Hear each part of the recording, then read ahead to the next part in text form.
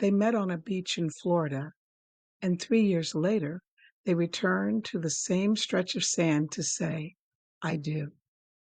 It wasn't a big wedding, no chairs, no decor, just their children, a few close loved ones, and the ocean.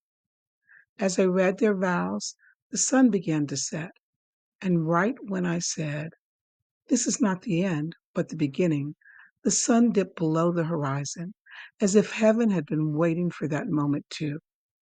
It was my honor to officiate their wedding. It reminded me that timing, trust, and love are never accidental. And if I ever remarry, it might just be on a beach at sunset. Visit my blog to read the full story.